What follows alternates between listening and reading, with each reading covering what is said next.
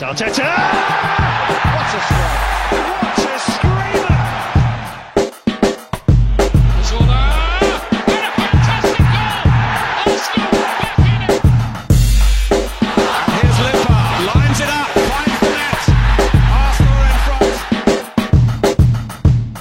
front. Arsenal fans left in mass confusion as they feel emotion they can only describe as not sad. This is the Arsenal Vision post-match podcast. My name is Elliot Smith. You can block me on Twitter at Yankee Gunner. And we are talking about a victory. That's right. It's the thing where the Arsenal score more goals than the opposition. We'll try to dive into the specifics of how that works in a moment. We're back. We're back with content. We had a pre-match show on YouTube that is still up. You can watch it. It is video content. Tasty. There's some Patreon stuff out there. Clive's full-throated defense of the manager, in the wake of Dave savaging him, and we cut Dave adrift from the podcast forever. All that good stuff. There's, I did a little solo pod on there, which, it says here is the, least desired content in the history of the Arsenal Vision podcast. It's okay. It's all good. We've got a win to discuss, and that's what's really important. We are doing this live. So if you are listening live right now, you are hearing the podcast as it is being recorded. However, if you are not listening live, you are currently hearing the podcast. So really, it's all the same. And here doing the podcast is Tim. You can find him on Twitter at Stoberto. Hello, Tim.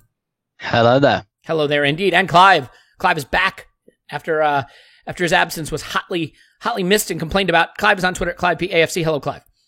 Hello. Yes, your equanimity, your insight, and certainly your maybe slightly more upbeat spin on things. Your sanguinity, is that sanguinity? What is it, Tim? Sanguinity? Sanguineness?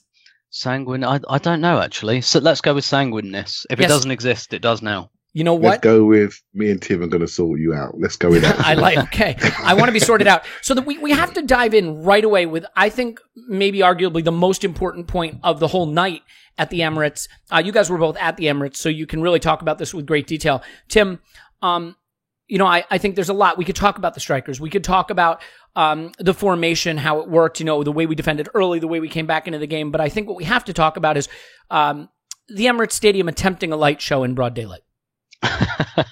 What's that all about? Yeah, it didn't quite work, and to be honest, it didn't really cross my mind either beforehand. Like, I think maybe because the last time we had like a midweek home game would have been the last round of the Europa League, and it was probably it probably was actually dark at 8:00 then. So yeah, it didn't occur to me until it was going on, and I kind of thought, yeah, this hasn't really worked, but never mind. There was a really nice kind of display with the biodegradable bags and all of that. Were they biodegradable? I saw a tweet going around saying we're destroying the environment. Yeah. No, they're I'm assured they're biodegradable. And I took about 6 of them home because I'm like that. You're going to put lunch meat in there? Also, and I'm just going to set fire to them all. No, and they really doubled up to kind of cover some of the empty seats as well, so that was great. Oh, were there quite a few of those? Yeah. Oh, that's a shame. Yeah, there were actually. It was so some of the logistics around this, like as a season ticket holder, you get a certain amount of cup credits a season, and this means we've exceeded our cup credits. So there's an opt-out for season ticket holders. Otherwise, it just gets added to next season's price. So I'm guessing some season ticket holders decided to opt out and they just weren't bought. But there were quite a few empty seats, it must be said. Yeah, well, that's a shame. But you know what? The people who were there were treated to quite the spectacle. And Clive, I think in the pre-match show, Scott and I talked about the lineup and its sort of conservative nature. And that the problem for me has been when we played a back three, it's not that we can't attack effectively. It's that midfield two, and in this case it was Guendouzi and Xhaka, have sat deeper. And when it was Guendouzi El Neni against Palace, for example, Ozil had to drop really deep. Aubameyang and Lacazette got cut adrift. And as a result, there wasn't a lot of coherence or cohesion between the departments. The defense and the midfield were kind of cut adrift from the attack. You're really only attacking with 3 when you line up that way. And obviously the wingbacks can make 4 and 5 when they're able to get forward. But the big normalizer, the big equalizer is if you press and if you put everybody in the opposition half and you really contest on their side of the pitch. Early in the game, we weren't able to really do that. And the beginning of the game was sort of reminiscent of what we've seen lately for me, which is just a team of players sort of trying to figure out what the plan's going to be, having changed it so much from game to game. So for you, at the beginning of the match, what were some of the things that weren't working or going wrong that led to us kind of being on the back foot and being under pressure early? I don't think it was systemic. I think your views on the back three I think are all they're slightly wrong in my opinion. I think I just want to get this straight. Am I wrong about something? There's a 500th time for everything. with a back three, it's a formation that's based on your position on the pitch. So you're not all wrong, Elliot, because you're right. It works better when you positionally are more aggressive, right? So when you're positioning on the pitch more conservative, then your players are in the wrong area of the pitch to take the advantage of your positioning in wide areas. As a starting position, for example, if you push those people up, suddenly you're not really attacking with 3, you're attacking with 5, right? So you put the onus on people on the outsides to really be quite athletic, to really do 2 jobs. So that's the real trick of it. Your wing backs are your temperature gauge of where the formation is, but really your back three and where they stand and how they want to play and how aggressive they are to push up the pitch, to push the whole unit up the pitch, to reduce our offensive distances. That's when it works. And I think at the start of the game, we just played. And I think sometimes with the back three, if teams give you those passing lanes to play, you get this false sense of security as you pass along your centre backs. And I think at the start of the game, I just felt we just started. And I felt that Valencia came out and imposed themselves on us. And regardless of what formation, they came to play, they came to score. I think they came to chin us. Bang. Let's do something early. And they were also quite tall, quite physical, and there were a lot of centre backs on the pitch, which, I looked down from the stand and we look small, we look short, we look underpowered. And I'm thinking, wow, we're in a bit of trouble here if we get a set piece.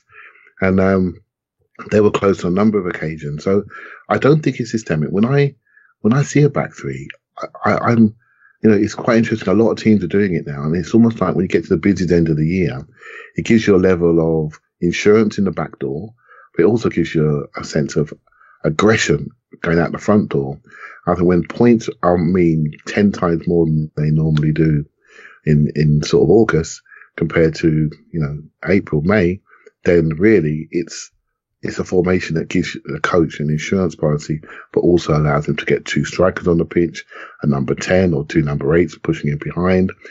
So I understand why he goes to his formation a lot more, and I don't see it as a negative. However, if teams impose themselves on you and push you back, then suddenly your ability to exit and get out can be challenged, and it really revolves around 1 or 2 players to get you out. And for us, that's Ozil or using the wide areas. So, yeah, I think it's at the start of the game, we were slightly disconnected, but I think that was Valencia's good play and our tentativeness from the previous games, our lack of confidence maybe, that really, really signposted that. I mean, just staying with you for a second, Clive, do you think that some of it was also that I felt that Xhaka and Guendouzi started this game really slowly, both of them. They were pretty conservative with their passing.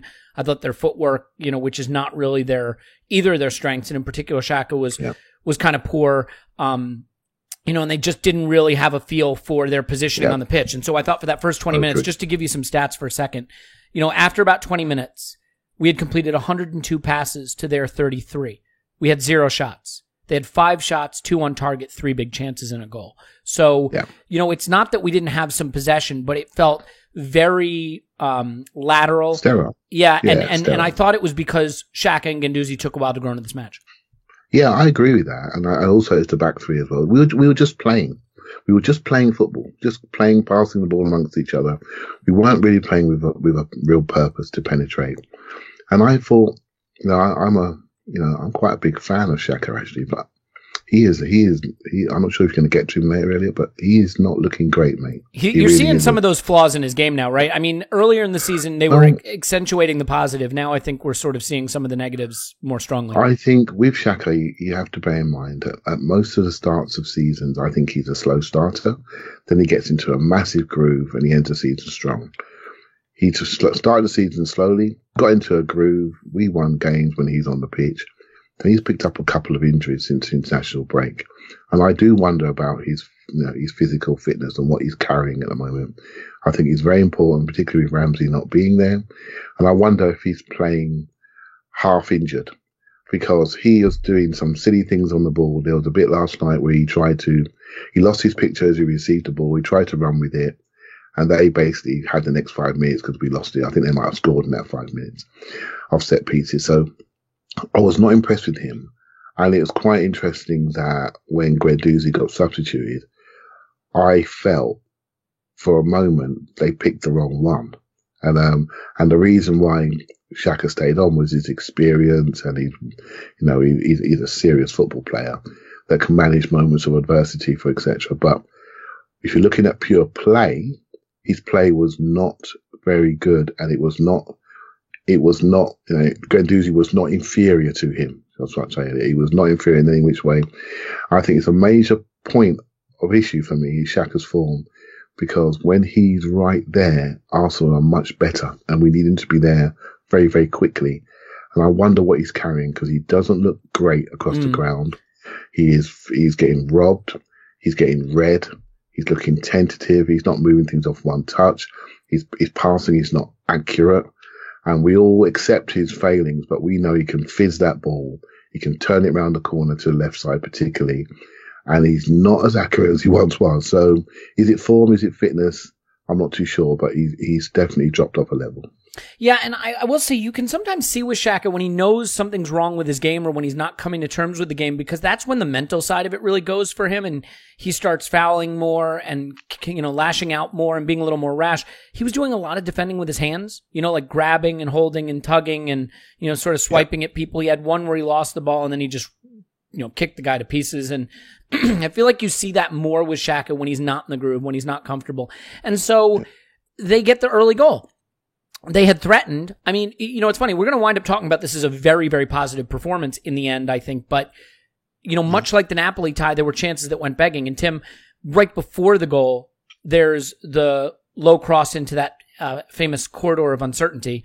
And thankfully, it was uncertainty for the finish because it went over the bar somehow from about a yard out. That's a really, really big miss from that position. As it turns out, it was a warning shot. I mean, what did you feel about that first period of the game before we break down the goal itself?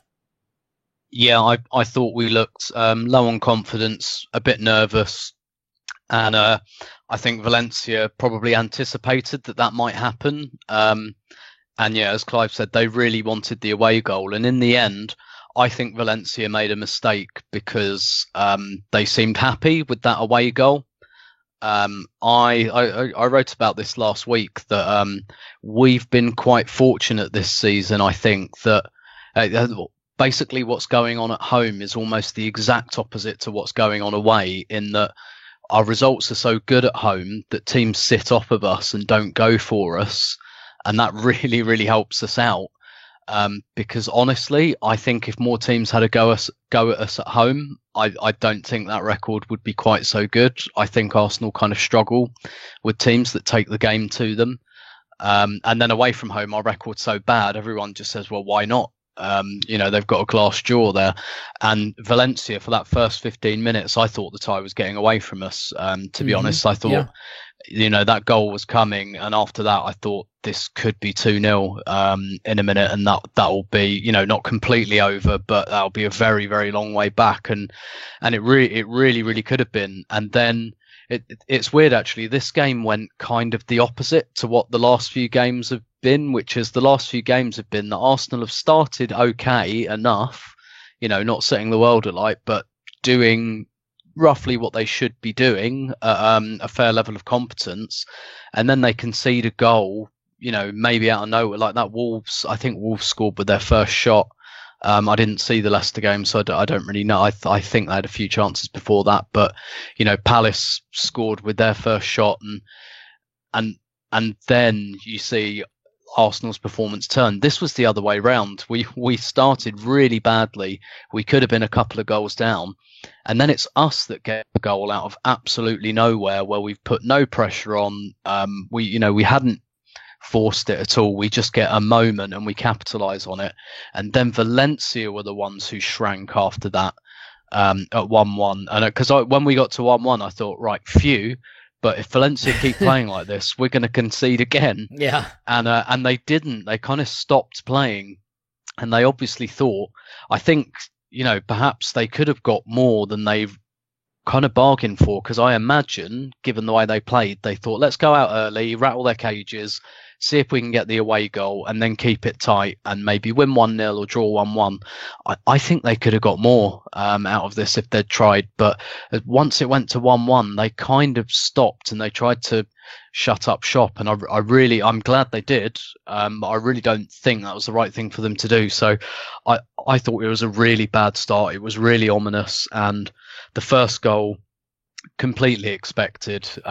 It was really coming, and I thought, oh god, this might be 2-0 in a minute. And when your confidence is already low and the crowd gets on your back, because the crowd were getting on backs quite early. I mean, that's the Emirates crowd, that's what they do nowadays. And hey, sometimes podcasters do it too, just and it got very touchy very quickly. Because people enjoy, that's what a lot of people go for. Frankly, they enjoy that side of it. And I thought, oh God, this could go really wrong. And I just had images in my head of being like 3-0 down after half an hour and people walking out and all of that. And I think, it's too late in the season to say it's a season turner, but that equaliser, I think, was a hugely significant kind of turning point in this little mini run. Yeah, it's funny because I did a little tiny quick podcast for Patreon, and I mentioned you in it, all good things, saying, that you would have been impressed with this because one of your big complaints recently has been that when Arsenal get punched in the mouth, when the game turns against us, we've folded. Yep. And this really was the opposite. Let's just talk about the goal we conceded real quick, Tim, though. You watch a goal like that and you're like, could we do this better? Could we do that better? I mean, Xhaka gives the ball away for the corner, kind of needlessly. Yeah. Then he's caught flat-footed. Now, I'm not sure, how do you say, Diakabe? Is that right? I mean, I'm not sure he can win that leap, frankly. What I kind of want to ask you about, though, is Cech. If Leno's in goal, do you think he gets to either the first ball or the second ball? And do you have any questions about the decision to go with Cech here? I mean, it all comes down to this. I don't see the point in the sentimentality. He is going back to Chelsea at the end of the season. He's going to retire a Chelsea hero. I mean, no matter how warmly we'll think of him, and he is really a class guy, no debating it. Are we leaning too much into sentimentality and at a time when maybe that needs to be put aside? I'm glad you asked this, actually, because I kind of thinking about it a bit last night. So first on the goal, no, I don't think, particularly the first ball, I think it's a really, really good delivery. It's really deep, it's really high, and it drops at the last second. It's really difficult to defend, and I think, two Bernd Lenos on a ladder wouldn't have got to it. And I mean, Cech, that's not exactly a weakness for Cech. Coming out and claiming crosses, and then it's more just the speed or lack of speed getting across the goal. Yeah. No, I think the height on it was too much. But as to the kind of sentimentality point, I changed my view a little bit on this last night, I have to say, because I've always been kind of all right with the idea of playing Cech. Like, gun to my head, I'd prefer to play Leno, but it hasn't bothered me that much because I still don't think Cech's a bad goalkeeper. I think he's a good goalkeeper, and I think in big games, particularly when you've got like a fairly rocky defence like ours, I don't mind Cech being there. I think Leno is the superior option at this stage, but I've never thought it's so clearly superior that, like, I was angry about David Ospina starting over Szczesny in Fabianski starting over Szczesny in a cup final, even though I didn't think Fabianski was a bad goalkeeper, and I was quite angry about Ospina starting over Szczesny in 2017, and as to that but I sympathise with the managers on this, right? Because I think it's, having the cup goalkeeper and all that, because it's all very well saying, yeah, but you can't be sentimental for a final, just drop them. But if you're a manager and you go back on your word like that, that has long-term consequences. So in the short term, yes, yeah, maybe it's the right thing to do, but you break a promise to a player you've made a promise to, and all of the team sees that, then that does have long-term consequences for you, and that has to be weighed up. And I thought it was really interesting that Petr Cech tweeted last night, quite a beggy tweet, where I don't know if you saw it, but he was like, I'm one step closer to realizing my dream of going out of my career with a trophy. Playing a second-tier cup final in Baku with my second favorite team. Yeah, okay. And it was very, like, I thought that was very pointed in that he doesn't quite feel secure that if we get to the final, it's definitely going to happen. That he's almost like putting his bid in. The reason I changed my mind a little bit last night is because on the ball, it's the distribution thing. Basically, every single time Cech gets the ball, we give it up. And even with his throwing, like, he was throwing the ball really poorly as well, not just kicking it really poorly. And I haven't looked up his completion rate, but every single time he got it, whether it was out of hands or on the floor, we were losing it. It was just coming straight back at us. And that's what I worry about more than he completed 3 of 17 passes for 17% success. Yeah. I mean, that's a problem. I think that's a problem, and I think there's a part of me now that just says, do you know what? Give him the Burnley game as his career, his kind of career swan song. And I'm sure that's not what he wants, and I'm sure that's a difficult decision. But if we end up in the final, Frankfurt are a really kind of high pressing kind of, a team who really goes for turnovers. And if we keep pumping that ball into Kante, if he keeps pumping the ball to Kante so he can give it to Hazard, if we there and we play Chelsea, no, it's going to be Frankfurt, but that's okay. We're just going to be under pressure again and again. And I would, if we go through, I want to see Leno in the final, and I didn't.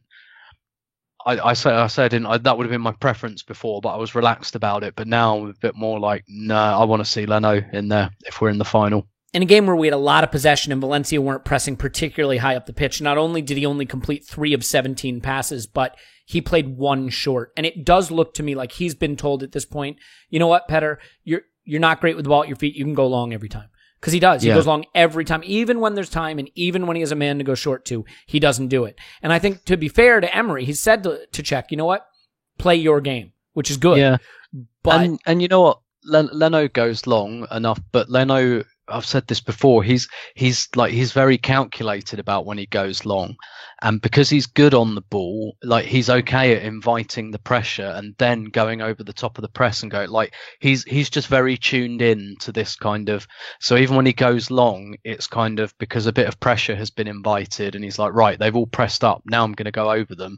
And look, sometimes he just looks around and thinks, right, there's nothing on. So, but crucially, he doesn't lamp the ball out of play. And Cech does that quite a lot. Like, we concede a lot, like, pretty much the best you can hope for from any kind of Cech kick is that we concede a throw in, and that's just not really good enough. I mean, if you go and you look at another game where we had a lot of possession, for example, like the Newcastle game at home, and I'm just picking one at random where, we had a decent amount of possession because we had a lot of possession in this game as well.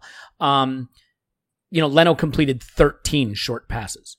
I just think there is a huge influence in how we build from the back, and how we and the importance of possessions. When you're bad defensively, possessions are very important, and losing possession is very important. But okay, look, enough about Petr Cech, because it's really not the story. The story is what happened after their goal. And Clive, when we did the pre-match show on YouTube, which you can still go watch / listen to, it's a video thing. You can actually watch it, not just listen to it. I said in my prediction that I felt this was a game where Aubameyang and Lacazette had to carry us, where they had to step up and be the stars and, stamp their authority on the game. They are arguably 2 of our best players, if not our 2 best players. I mean, it's a close competition. They have not been in great form. And sure enough, when we needed them most, they combine for just an exceptional goal at the most critical time. So we can talk about their performance generally in a moment, but let's just talk about the goal for a second. Walk me through that goal and both of their roles in it. Yeah, I mean, they have been our stars for a while now. Their goal stats are amazing, and I think they are the big trick that we spent to try to carry through this sort of indifferent squad. They are the thing that's going to get us over the line if we are going to get over the line. We all recognise that. Our talent's in the top end of the pitch, but I agree with Tim 100% about the importance of that goal. And I maybe didn't realise it until half time when I sort of went onto Twitter and I caught some of the first 20-minute tweets, and it was vicious, mate. It was really vicious, and people were not very happy. I never sensed that so much in the ground where I was sitting. But the way the goal was constructed was wonderful. And when Aubameyang got put through, I thought, okay, they've had a good time to drop off and run with you. You're not going to be able to run around them and get a left foot shot in. So what are you going to do? And he chops inside. And I thought Lacazette was very cute because he didn't overrun the ball. He waited, he slowed down. So Aubameyang could see him, and then he could just side foot it in. And it was almost like it was them two versus the world. You know what I mean? They just taking on. If you push the little button on the side, it silences the ringer, by the way. Okay, someone's calling me. Okay. Yeah. I didn't see that. So yeah. I can literally hear it vibrating. That must be, are you using the Blue Yeti microphone? I am, yeah. It does a great job picking up vibration on the table. Oh, I apologize. No, so, that's fine. I just wanted to make sure I pointed it out. Anyway, yeah, keep going. Yeah, so basically it was wonderful efficiency from two strikers against their back three, back four, and the goalkeeper. I thought the goalkeeper was naive. I think he's a weakness for them. As is their number 4. I thought he's a weakness for them. But they maximised that, and I totally agree. It all came at the right time when we needed it. But I have to say, turning point, huge. And after that, I just felt they lacked a bit of quality when it counted. I think they're a team that can be pressed. If I'm playing against them, I'm setting them up next time, I would definitely play in their half. I know football's a bit like that. It's territorial. But I would definitely play a pressing game. I didn't think they were that impressive in the centre of the pitch against the press.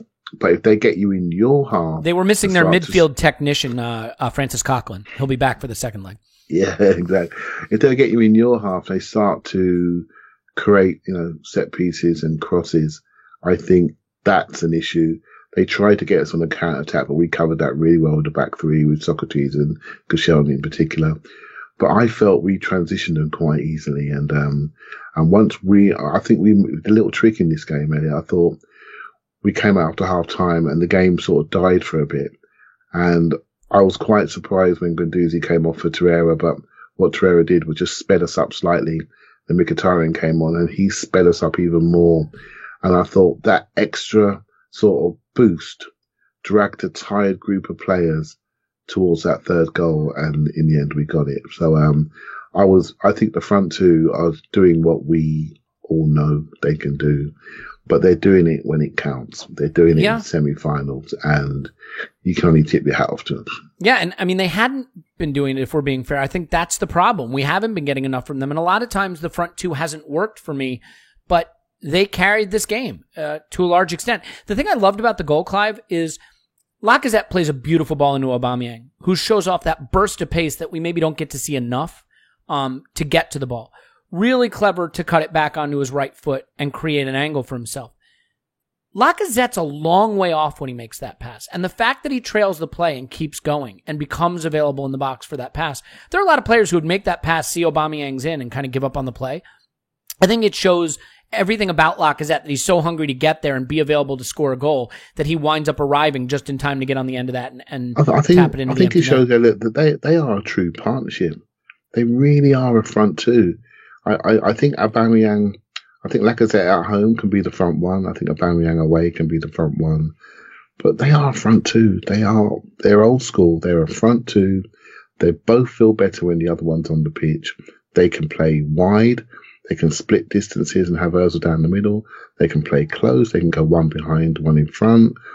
they are a true front two with a balance of skills and a great relationship. And the only problem we have is we can't rest them. We can't keep them fresh by supporting them with something else. And that's the issue. So when you speak about form, what you're really speaking about is fatigue. And even in this game, they didn't look super sharp. They didn't look fresh. They were hungry and they showed desire. There were times they looked slow. There were times they looked quick. There were times they looked strong. There were times they looked weak. Time they executed, there were times they looked absolutely under tens. And it was a performance of desire to drag the team forward. But they don't look fresh to me, and it wouldn't surprise me if one is sitting on Sunday to make sure the other one is fresh for the game in Spain next week, Thursday. Yeah, and I think I have to add to what you said. There's a time to be born and a time to die, a time to plant and a time to reap that which is planted, a time to kill and a time to heal, a time to break down and a time to build up, a time to weep and a time to laugh. A time to, anyone? No? To everything turn to no. Okay.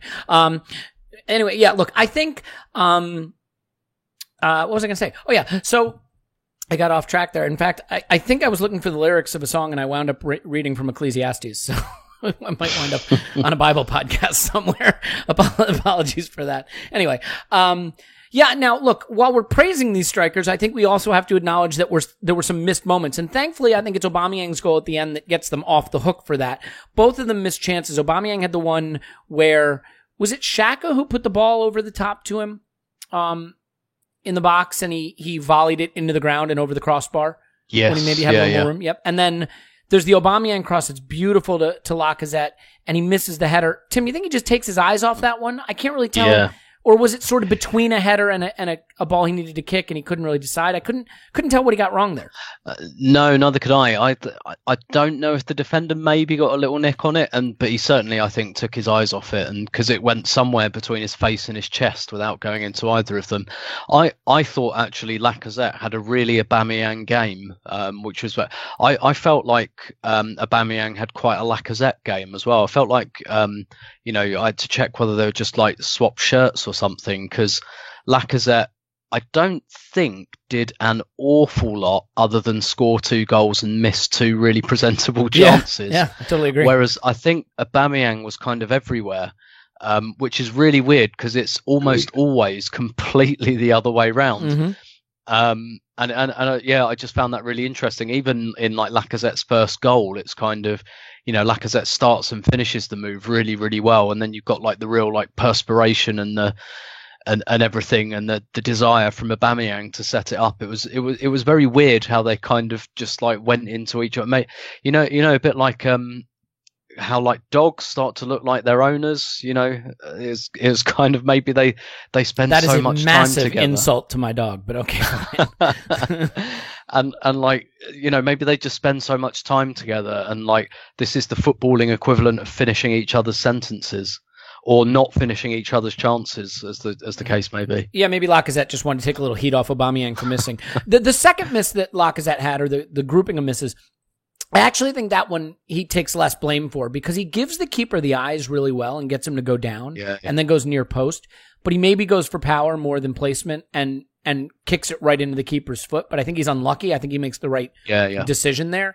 And then the rebound of that is just a scramble, and he can't push it past the body. So the first one, the missed header, actually, I think he misjudges. That I think is more of an error than that second one where I think he does well to give the keeper the eyes, get him to go down, and it's just unfortunate.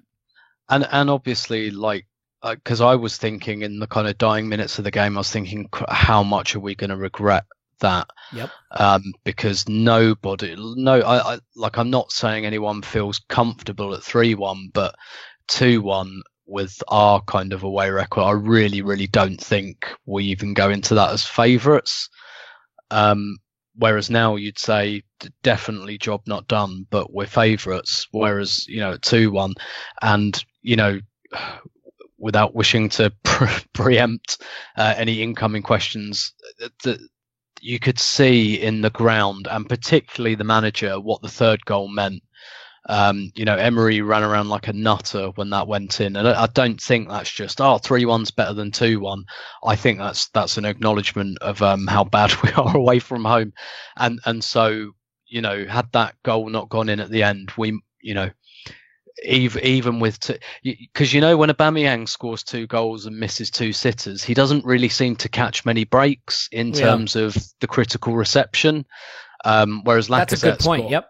Mm-hmm. Yeah, whereas like Lacazette seems to have more credit in the bank, even though personally I think they're pretty much on equal footing in terms of their overall contribution. And I stress again, I find it really weird, this thing where we have to choose between them.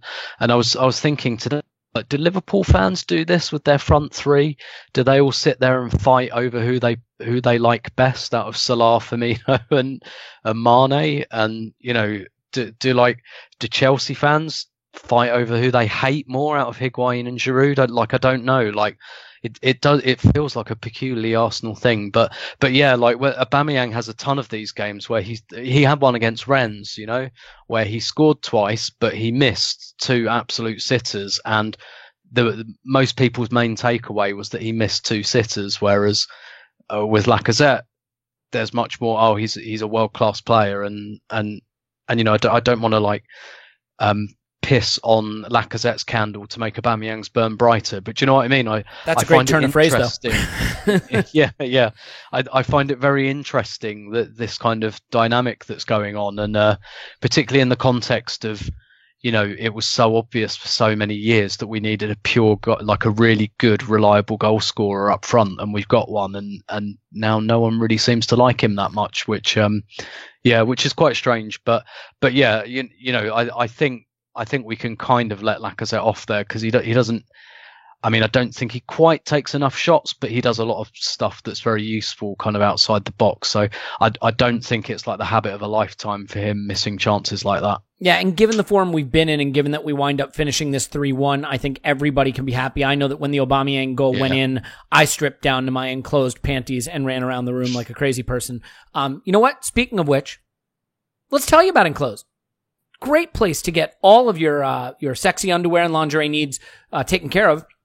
And so we'll take just a brief break, step aside, let me tell you all about what makes them so special. So we'll tell you about the Enclosed. You can buy some lingerie. We'll come back. We're going to talk about pressing. We'll get into some other individual performances and where we sit in the tie and what happens in the Premier League in light of our continued European exploits. Stay with us. Okay, everyone, it's time to tell you about our friends at Enclosed Lingerie. You can find them online at The Enclosed, ENCLOSED.com. Enclosed Lingerie is a Lingerie of the Month club. That's right, just like a Beer of the Month club, only better, because it's a high-end luxury lingerie gift for you and your partner that's going to enhance the intimacy in your relationship. Right now, if you put in Arsenal at checkout, they're going to give you $35 off any gift from Enclosed Lingerie. So you're going to want to go to theenclosed.com and sign up now. What better way to celebrate the romance in your relationship than celebrating with a gift from The Enclosed? And the gifts keep coming every month. So while it can be difficult to remember to keep the romance, to keep the intimacy in your relationship, The Enclosed has your back. Every month you're going to get that high-end luxury lingerie gift, and it's going to remind you of the importance of romance in your relationship. So do it now. Go to theenclosed.com. There is a perfect fit guarantee, so you never have to worry about the fit. It's beautiful high-end luxury lingerie. Just go to theenclosed.com and enter promo code ARSENAL for $35 off at checkout. Do it now. That's right, do it now. And you know what else you can do right now? Continue to listen to this podcast. We're back, and we are going to talk more about what was ultimately a wonderful result, especially in light of how the game started. And Clive, let's talk tactics for a minute. So against Napoli, we imposed ourselves on them by pressing them, and they really struggled to play out. And I thought that they were very sloppy in possession. They gave the ball to us a lot, and we created most of our chances in transition. I think that's been the story of our season, frankly, that when we've been good, when we've been effective, it's not building from the back. It's not sustained periods of long possession, 20 pass moves like it was under Arsene Wenger. It's short, quick, transitional plays that come from effective pressing and defending in the opposition half. I actually think, for as poor as we are defensively, I think the team has really become pretty effective defensively in the opposition half, just not in our own half. And we did it against Napoli. We haven't done it at all in the intervening Premier League games. We did it again against Valencia. And so the two questions I have for you really connected. One, were you impressed with the way we were able to defend front-footed, defend in the attacking half. And then 2, do you think that maybe Emery had to make a decision? They said, I can't play this way in every game. We're going to play this way in Europe, and we're going to be a little more possession-oriented or sit a little deeper in the Premier League. And because we haven't seen this. We have not seen this aggressive pressing in the Premier League, but it worked a treat on Thursday. I think I saw some stats the other day that Arsenal have run more than any other team in the Premier League this season on average. So yeah, Koscielny looked like if he took one more step on the night, his legs are going to fall off. Absolutely. I mean, that was almost, we nearly called in the RSPCA for that one, right? He was really looking. Put him down. It wasn't good. It wasn't great. But what a hero. That's a separate topic, right? But I have to say, we are putting the work in. But no, we have this impression that everyone presses all of the time. They don't. They press for periods when they need to take charge of the game. Football's becoming so organised now, so structured. People understand your moves. The only time to get you is when you have the ball. That's the time when you are open and in transition. And those players that can rob you of the ball and go 2-3 quick passes into the spaces that you give them are becoming incredibly valuable. When I take my 30,000 view of the season and the player that I feel has transformed this team slightly to the team that we've seen in previous years has been the introduction of Torreira and how he plays and how he sprints to the ball and how he has not taken away his primary skill of robbing people and developed into an Arsenal player. He still does it. He still works back. If you add that, I saw Ozil doing it last night on occasion. I saw the front 2 robbing people. It's the way of the modern game. We have to buy into it. We need more of those players that can sustain that for longer periods of time without getting injured. We really need that we need to up their energy and dynamic. We're running, but it's the sprinting. It's not the distances. It's the repeat sprints. It's the ability to sustain that energy, having the squad depth to rotate those people, because you can't play like that every 3 days. You just can't. No one can. Right? You look at Liverpool's, they've got multiple sprinters in midfield. They're getting injured. They've had to rotate people around. They've got 6 to play in those 3, and they move them around. They've probably got 8 to play in that 3 position, actually, those 3 midfielders, and they rotate them. Naby Keita's just come back and now he's got injured, but look how long it took him to arrive. Jordan Henderson's been in and out. Fabinho didn't start the season. James Milner comes in. Wijnaldum comes in. Sometimes they bring Shaqiri in there. They bring Lallana in there. And they've got Oxlade-Chamberlain to come in. And they're all sprinters, athletic, get to the ball quickly, close down, press. But they can't do it for the whole game. They can't do it every single 3 days. And so that's where the game is going. We need to think about that a lot more when we talk about player types that we buy. We can't be thinking about our players on the ball anymore, because all they do is they drop in and say, they look at our 2 strikers, say they're great strikers on the transition. Don't give them space. Don't let them bring the ball up to them 2 strikers and play them in. Don't let Lacazette get back to goal in the box where he can lay it off or shoot, shift and shoot. But what we might do, we might give them the outsides. We might give them the area outside the area and say, go on then, cross it into this area because we'll boss them in here because they're not very good in the air. We haven't got that option. And so we need to think about that. And when we're thinking about our next purchases, for example, so this is where the game is. Organization is optimal in most top level teams. Athleticism is optimal in most top level teams. The only time they can be caught is when they have the ball and they take away their passing lanes and pictures. City do it, Liverpool do it, all the top teams do it. We've done it this year. We started the process. I think we need to build upon it to make sure we are an on-the-ball team, but also equally as efficient off the ball, playing the right areas of the pitch, and then we'll progress and be a lot more consistent home and away in the league. Yeah, I think that's well said. For me, I think when I look at our home game against Napoli and our home game against Valencia, I just think the single biggest sort of like easy answer, if I just want to use, my brain power, so not your brain power where you can think of things at multiple layers and have various conclusions that all connect to each other coherently. I just want one simple thing that I can hang my hat on that's punchy and easy to understand. And for me, it's just where Guendouzi and Xhaka play. It's just their positioning. It's just being 5-10 yards further up the pitch. It's being in the face of the Valencia players and meeting them and contesting them 5-10 yards further back in their half of the pitch. And I think if you look at, you know these influence maps, like if you go to the Stat Zone app, you can select influence and you can see where players, where players influence the match most, where their stats were accumulated. So I guess it's passing, it's tackling, things like that. Yeah, it's sort of like average position in some form, isn't it? Yeah. You can look at a game in the league where we picked a back three and didn't succeed, like the Palace game, the first half of the Palace game where we were really, really poor in the back three. And you can see Guendouzi and El Neni and they're like 5 yards inside their half. And then you look at the Valencia game or the Napoli game and the midfield two are 5-10 yards in the opposition half. And I think that makes all the difference for how this formation sets up. Tim, why don't we expand a little on Xhaka and Guendouzi's contribution? I thought that Xhaka was kind of weirdly bad Xhaka in a lot of periods of this game. And Guendouzi came in for a lot of criticism. He was tied for second on the team in ball recoveries. He misplaced 2 passes. Now, admittedly, early in the game, I thought him and Xhaka, they didn't have their positioning right. And they were very conservative with their passing. But I thought as the game grew on, especially Guendouzi, he was getting in the way of passing lanes well. He was intercepting things. Xhaka, on the other hand, the problem I had with him principally is that I thought you saw the flat-footedness was a problem time and time again.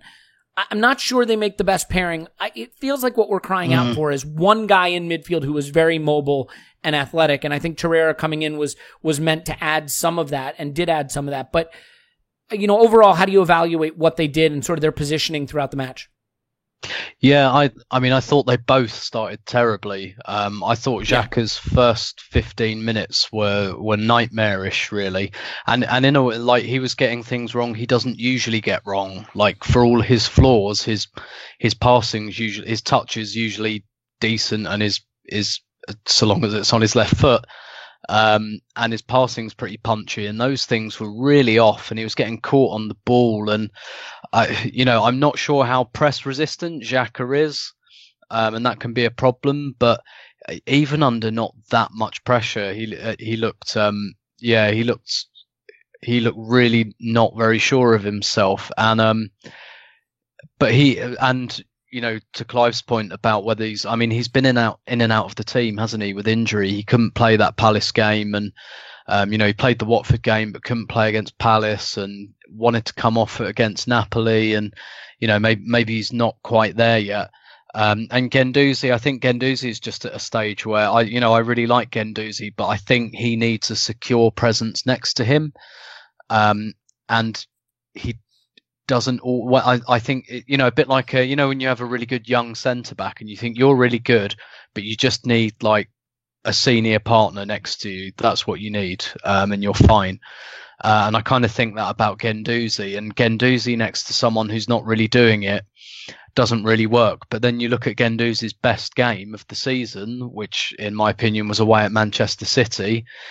Who was the second best player that day? It was Torreira. It was Torreira and Guendouzi. So I think, because the thing is as well, Guendouzi he's not like a structure player. And in fact, I wrote about this last week. I think we have too many structure players who just stay in their position, whereas I think Guendouzi is a bit more kind of all over the place, usually in a good way. But that looks much better when the guy next to him is the yin and yang, is the yin in that kind of yin and yang. So when he's got someone who's quite settled and controlled next to him, I think that kind of yapping at ankles stuff that he does is quite good. But when his partner is not quite there, it looks really erratic and really bad. And so once Xhaka came into the game, which he really did, and this is, I guess, one thing I like about Xhaka. I mean, don't get me wrong, I'd rather he didn't have to recover from his own idiocy. But he does. Like, it doesn't seem to. It never seems to faze him. No. When he drops his 2 out of 10s, it really doesn't seem to bother him that much. He does seem to have the kind of capacity to come back from it. And so I think once he got a hold of the game, Guendouzi, I think to many intents and purposes, Guendouzi probably did a lot of the things he was doing. It's just, it depends on when that looks good and when it doesn't. And yeah, I'm not convinced that Xhaka and Guendouzi together is a fantastic partnership. I still think Xhaka and Torreira is the best. Without Ramsey, is the best midfield partnership we've got. And it was a very Xhaka game because you got both Granit Xhakas. You got the 2 out of 10 Granit Xhaka for about 25 minutes, and then you got the kind of 7-8 out of 10 Granit Xhaka thereafter. And Guendouzi kind of mimicked that, I think. But I think I read an interesting tweet from someone yesterday, which I think kind of sums up where we are with Xhaka, which is like he is important because of the qualities he brings, but maybe Arsenal need to think about whether he should be important and whether those qualities are like completely not replicatable in any other player. One of those, in like any other player. So can we get a player who doesn't have those flaws and just has those qualities, and someone who's perhaps a bit more mobile and who doesn't need like 20 seconds to get the ball precisely onto his left foot? And the thing is about Torreira, one of the things I don't think we've really used properly with Torreira is his passing range. We've used the pressing and the ball recoveries and the tackles, and that's been really good. But he's a really good passer as well, and I don't think we've used like 20% of his passing range yet. And so of the two of them, I'm sure there's a lot going on physically and all of that, but of the two of them, if at the moment, if there's one who starts every single game, I guess I'd rather we depended on Torreira rather than Xhaka. Like, Xhaka in his good games is really good and a really valuable player, but it's very box of chocolates. You don't know what you're going to get. And yeah, it's so in many respects, and look, central midfield is such a key area that this nearly always happens anyway. But our central midfield performance completely told the story of the game, which was it was an absolute tire fire for like 25 minutes, and then after that they got a bit of control. Yeah, and I'm going to let you, Clive, chime back in on central midfield. I just want to make 2 points about it, Tim. One, I think that Xhaka and Guendouzi are actually opposite players. I think Guendouzi looks his best when he's just 5 or 10 yards further up the pitch, and he can be in the attacking half. And, I think his passing range isn't as good as Xhaka's, but I think he has a good eye for a pass. But I think he likes to play the dagger ball 5-10 yards, not 15-20 yards. And I think he actually has a really good feel for stepping into passing lanes and intercepting balls, but he's not great at tracking back and defending in space. I think Xhaka likes to have the whole game in front of him. I don't think he ever wants to be more than 10 yards from his defenders, or 5 yards from his defenders. Yeah. I think he likes the security of knowing they're right there behind him as that safety net. He can look up and spray those 20-yard balls out to the wingbacks and so on and so forth. So, yeah, I think they're two very different players. But to me, Clive, what the midfield is crying out for is some athleticism. I mean, it is just... Yep. Guendouzi is technically very skillful and I think can grow into a good player. Xhaka has a great left foot. You couldn't ask for two more flat-footed, let's just say not quick players. We don't have physicality or athleticism or pace in midfield. And it's something that's been dwindling and dwindling and dwindling over the years. And I look at this team now, and it was basically Aubameyang and Maitland-Niles. And it's why I would love to see Maitland-Niles become our box-to-box midfielder of the future because, the width of the shoulders, the pace that he has, the initial burst, the strength on the ball, the ability to tackle standing up. If you could convert him into that, it would add something that we haven't had for so long. I mean, for you is the problem with that midfield pairing, not that either player is not particularly good, but just that there's no physical advantage there. There's no athleticism. Yeah, you know me. I've been talking about this for years, actually. We lack, I don't like to use this phrase because you mock me, but we lack pace and power in there. And I have never mocked you for pace and power. I've never mocked you for pace and power. Pace and power are important. And, you just need that balance. And I always say that other teams tell you what you haven't got, right? So Leicester played Chowdhury in midfield. They brought him in for that game. What's he got? Pace and power, right? Valencia, Diakate, they normally play him at the back. Stuck him in centre midfield. What's he got? Pace and power, right? They are telling you what your weakness is. Always look at other teams how they set up. They're telling you what you're giving them, right? And I think we lack it. We can all. I saw for the first time last night I saw the start of the changing of the guard with Xhaka and Guendouzi. I saw it. Guendouzi's been off form, but he's fighting his way back. He's been rested. He's looking a bit better. You can see the sparky player trying long diagonals again, trying the risky passes again. It's there. He's struggling, but it's like a little reminder. I've not gone anywhere. I need a summer holiday, but I'm still here and I still want to play. And I saw Xhaka maybe a bit physically underpowered, maybe a bit injured, but not being so accurate, not so precise, making bad decisions. And I looked and I thought, Torreira's undroppable when he's fit. He brings something that we need in the Premier League. These two here are quite similar. You add El Neni on the top. 3 are quite metronomic and one paced.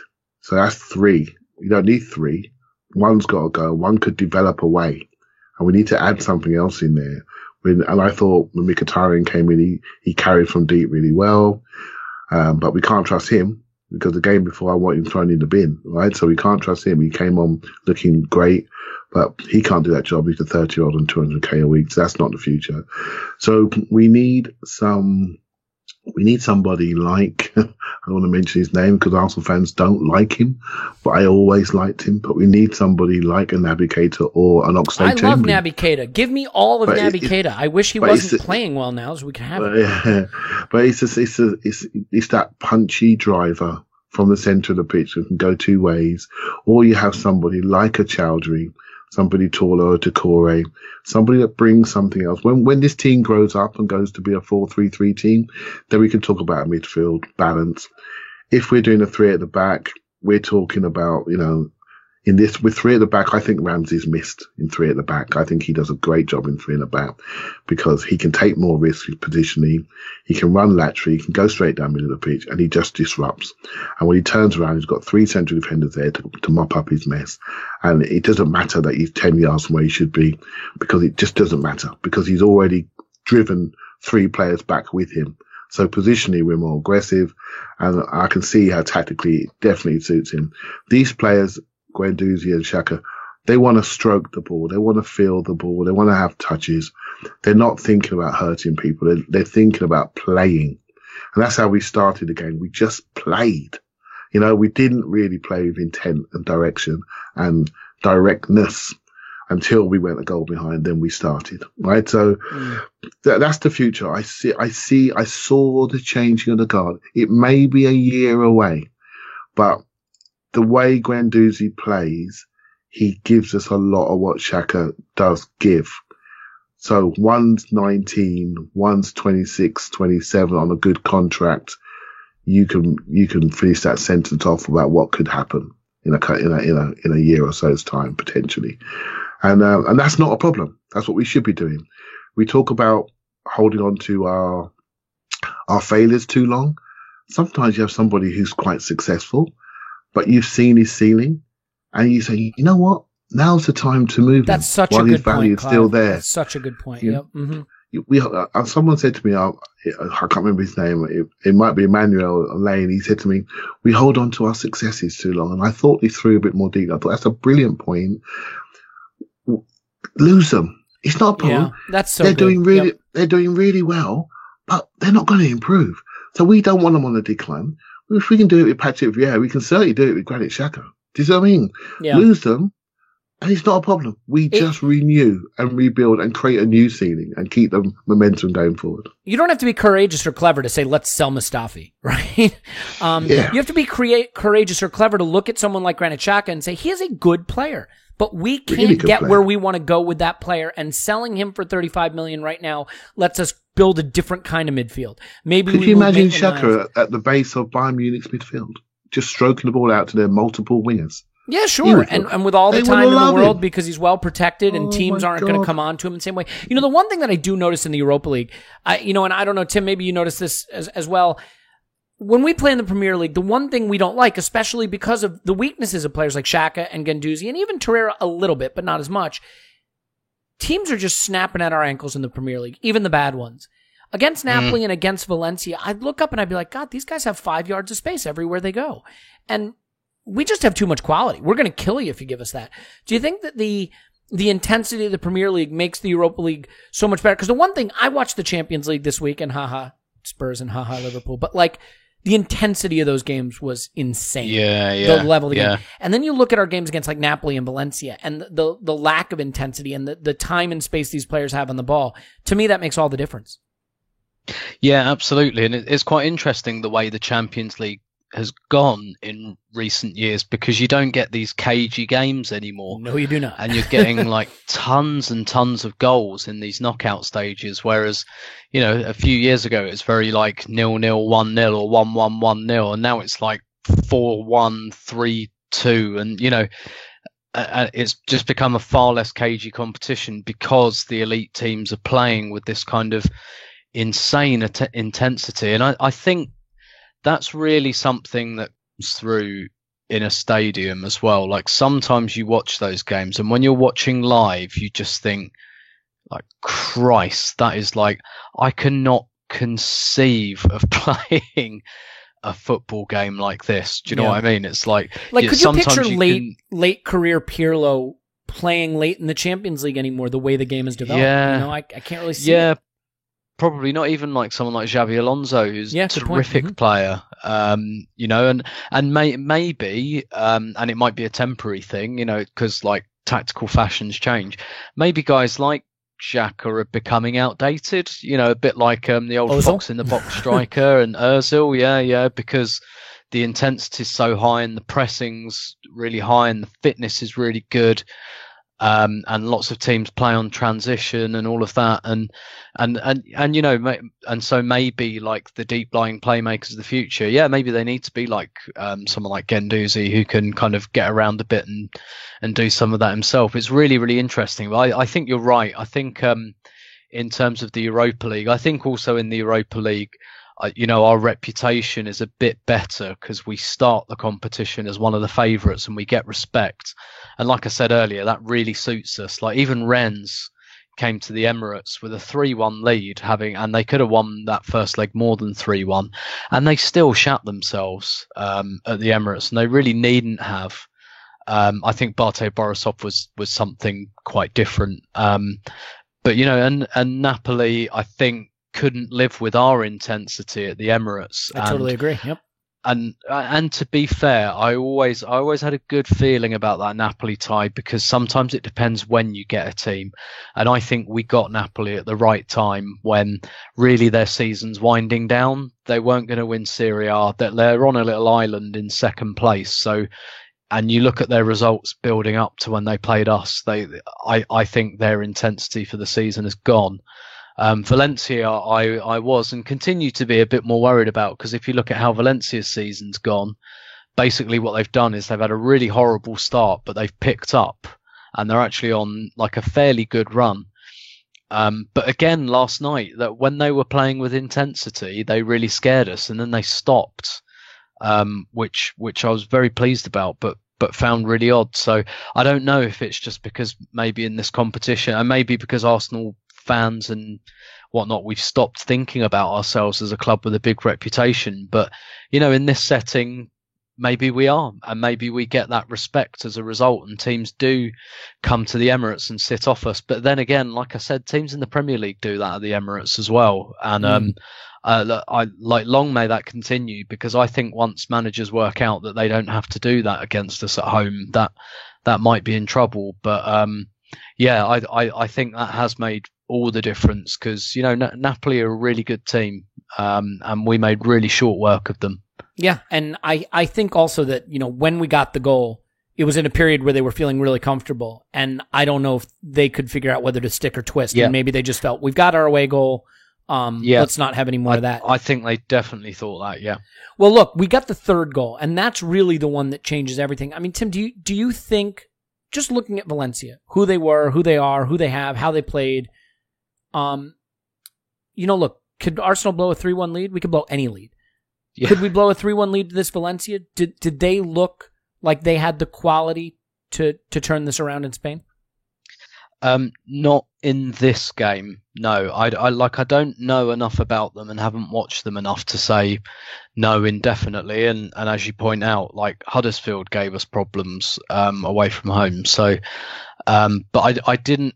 I did see that in the first 15 minutes last night, and I guess that like I don't think they have like super quality up front. Like I looked at Napoli and I thought, right, I've heard about Insigne, I've heard about Mertens, I've heard about these players.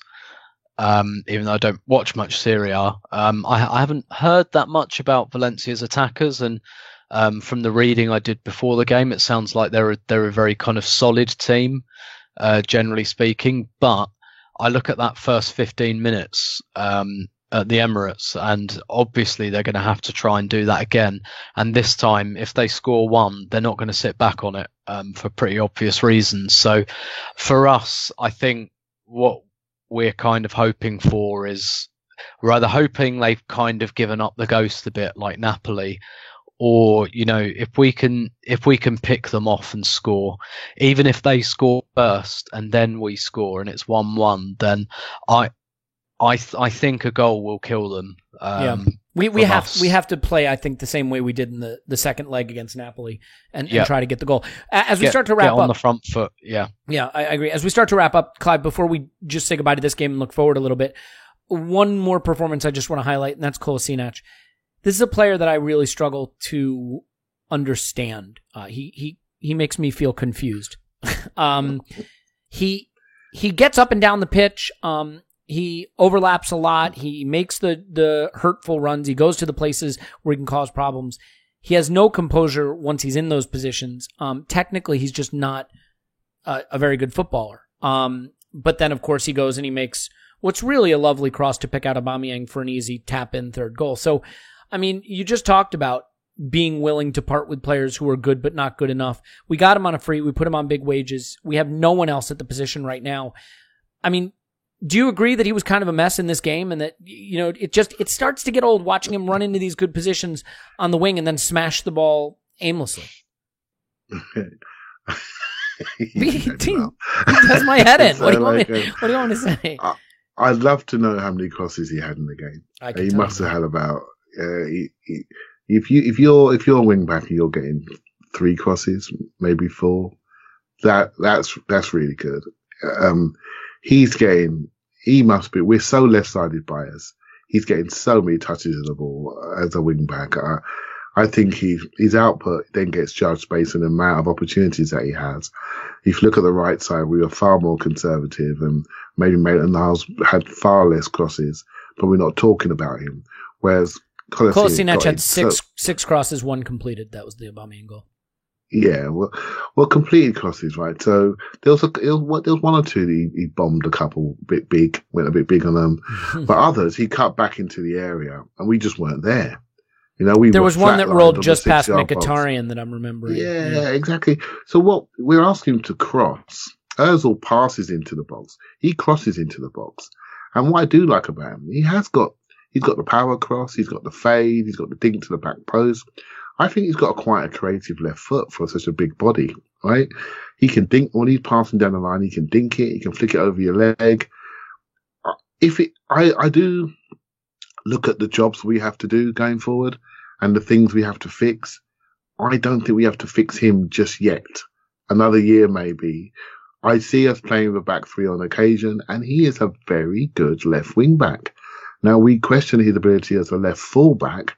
So let's buy a left fullback, or let's buy a Monreal type replacement, somebody who can play left centre half and left back, and we get 2 players in one. And then when we play wing back, we can still use that player. So that's what we need to do. I don't see him as a problem. I see potentially Monreal is the one to go on a free potentially end of the season, and we buy that player again, and we keep him for 1 more year, and we look for a younger left wing back the year after. And we get him off our wage bill then, you know, but I think he does a decent job. I think he's grown into this team. I think he's a major offensive part of this team. And because we know he can get in, because we know he's so powerful, because we know he's got the ability to find people, we then judge him on that. And I think, yes, on occasion, he messes up, but he's getting in and he's a threat. And I guarantee you on other teams' scouting sheet, he'll be one of the top names. We've got to stop him. We've got to stop him getting in. A few weeks ago, we were talking about him as our only offensive option, right? And there are so many teams that use that cutback option. I felt we were thick in the box, actually, on occasion. I agree with Tim's point earlier about Lacazette. Two goals, one great goal, great thought process. But actually, he was pretty rubbish. He was pretty rubbish in this game. He worked back really well. Rubbish is a bit harsh. He wasn't as good as the headline show. He worked back, say the Aubameyang. Aubameyang was far better, far more threatening. He was the Rapier on the day. And I felt we were a bit stupid in the box. We need two, 3 lines of people. Well, put it this way, some of those cutbacks, if my mate Aaron Ramsey was playing their side, there's no Ramsey. Right? So that's the problem. We don't have that guy. We don't have the guy arriving in the box. I mean, if you're going to play for wide positions, right, and you're going to play to get it to Kolasinac or Maitland-Niles and have them either cut it back or cross it, you've got 2 strikers that are going to go to the near post and the far post, and who's making the secondary run? That Ozil doesn't go into those spaces. So what Ozil was doing quite cleverly, he was making the first run. He was collapsing people in and making people follow him. Very selfless, making people follow him so he could play in Aubameyang and Lacazette. That's why I felt Lacazette need to hang back a little bit more and not drive into the box because Ozil's already doing it. Right. So the next phase for development for Guendouzi, just to have the desire to push himself another 5 to 10 yards further forward for either the set on the edge of the area or the side foot just beyond the penalty box. It's only 5 to 10 yards max. I think he's just happier sitting off. You just need to push it a bit and feel the game and just push it a bit. That's the next phase of development because people are going to look at Guendouzi and say, is he the Ramsey replacement? Do we already have him in the house? As soon as you mention Ramsey and the word replacement, people start to look at goal outputs. Ramsey scored 6 goals this year, I believe, but they're goals we all sort of remember. They're like big goals, and when he scores goals, we never forget them. And I think people overplay his goal output, but he scores 6 or so goals this season, but they're always decent ones, first goals or winning goals. Guendouzi's got to add that to his game, 5 to 10 goals a year. Then we can talk about him as a true centre midfielder, and that we can trust to deliver come the big moments. To my point about Kolasinac, I just think this is the problem. He's so involved in our play. He made 6 crosses. Remember, crosses are not counted as passes. So when you hear passing stats, crosses don't count. So he put in 6 crosses and he completed 1. Crosses are weird too. They're not always like from the wing into the box. For example, Granit Xhaka was credited with 8 crosses, 5 accurate crosses. So put the crosses aside. Sead Kolasinac played 62 passes. That's second most of any player. He completed the lowest percentage of passes of any outfield player in the game, 72%.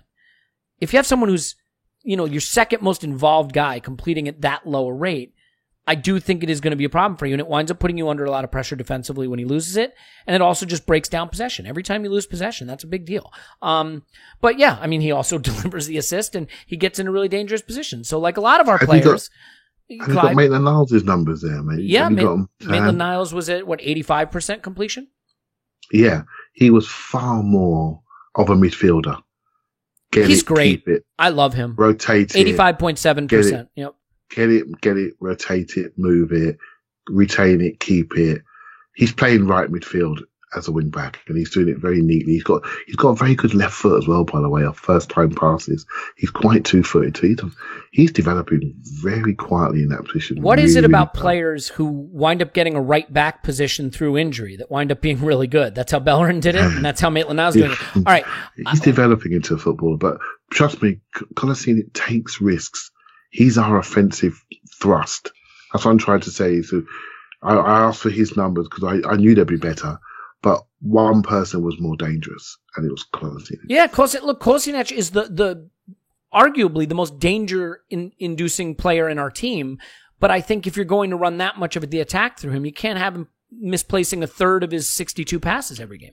And look, we can move on from that. At the end of the day, it's a win. It's a 3-1 win. It puts us in good position to get through to the final where we will face Frankfurt because Chelsea are going to shit the bed at home. But Tim, just real quick look ahead to the league. There's a tendency to be like, well, the league is gone, so we can focus on the Europa League.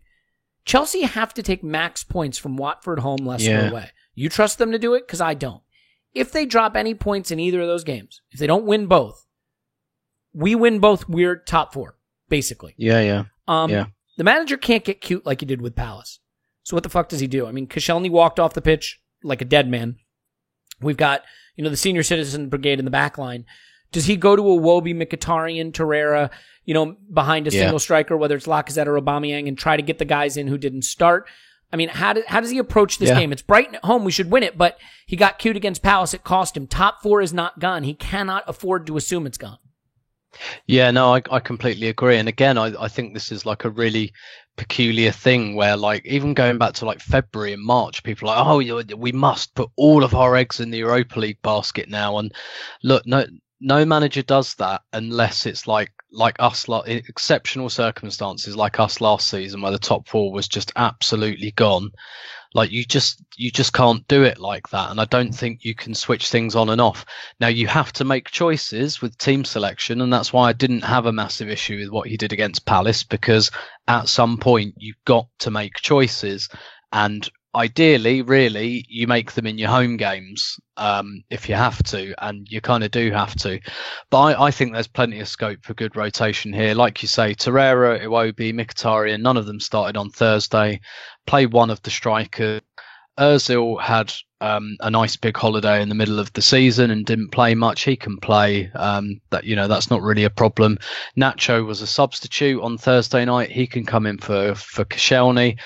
I think there's plenty here for some like smart, gentle rotation, and all this kind of we must play like the under 12s because the top 4 has got, like, it isn't gone. You're quite right.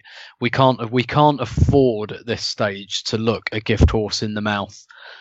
We can't afford to say that, like, to put all our eggs in one basket, because they're both quite precarious. And I've always thought, look, you've just got to juggle and be a bit smart about it when you can. But I've never, like, the top 4 has never been nearly far away enough for me to say, oh no, just drop it and go all in for the Europa League. I don't think it works like that. I don't think you can manage like that unless things have already gone tits up and you're in fight or flight mode. You just can't, you can't do competitive sport like that, I don't think. And I don't think you can do life like that, can you really? Like, maybe this is a silly comparison, but do you do that in your job? Do you go, I've got 2 really tight deadlines, so you know what I'm going to do? I'm going to completely fuck one of them off and not bother and do the other one. You fuck them both off, obviously. Yeah, exactly, yeah. You just don't do either of them, and then you blame people for not doing it. No, but do you know what I mean? Sometimes in life, in work, in sport, sometimes, things are tough and you've got to do, like, you've got to multitask a little bit. But yeah, it's quite defeatist, I think, this kind of, we lost the game, we must drop the top 4 now. Like, no, fuck that. We've got 2 games that we are perfectly capable of winning, and Chelsea have got 2 games where they could very conceivably drop points. So, of course, we've got to go for that. And you know what? There's only, a maximum of 4 games left now. And, if we get to the final, we've got 2.5 weeks between, like, the final Premier League game and what has Europa ever League gone final. wrong when we've had a 2.5 week break? Oh, that's right. We came back from the last one with nobody available.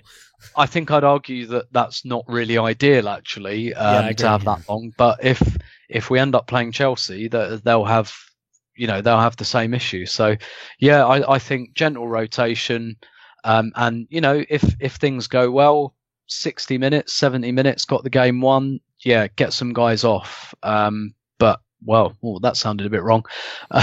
Or a bit right, and no judgments. Yeah. Well, yeah, it depends. Whatever floats your boat.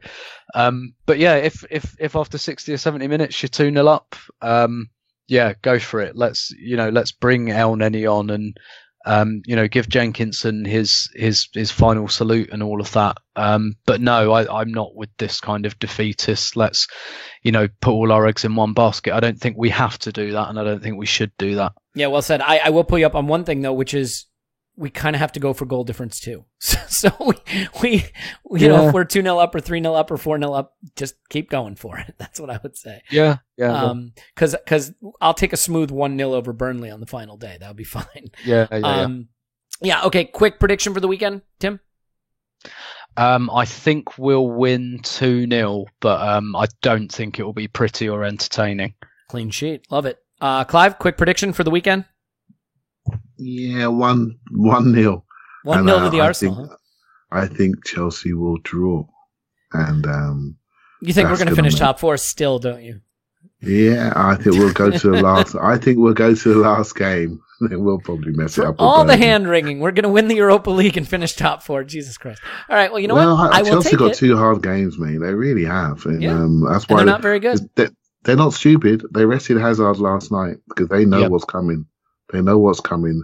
It's a home game versus Watford, and Chelsea are. We focus on Arsenal obviously, but. Chelsea, Man United, and Spurs, none of them putting up trees, are they? Right? Yep. They're all in a bad shape, and we're just limping along. If we can limp along a little bit better than them, like Koscielny did last night, then maybe we got a chance. Anyone for Spurs to lose both of their remaining league games? We finish it could easily happen. It could easily happen. Don't they play United on the last day or something? Everton. Oh, is it Everton? Everton. Oh, okay. Yeah. There you go. All right. Well, anyway, that's enough of that. I think 80 minutes is long enough. All good things to those people who listen live. Thanks for bearing with us. To those of you who are currently listening in your life live, thank you for doing that as well. We'll have more stuff coming out. Obviously, one after the Brighton game. We've got a new Patreon podcast set for next week, so that'll be fun. Hope you'll join us for that. And if you don't, that's fine too. In any event, Tim's on Twitter at Stillberto. Thanks, Tim. My pleasure as always. It is your pleasure as always. Clive's on Twitter at ClivePAFC. Welcome back, Clive. Thank you. Thank you very much. My name's Elliot Smith. You can block me on Twitter, Yankee Gunner. Give us a 5-star review. Write nasty things about Paul. Absolutely do it. I can't encourage you to do that strongly enough.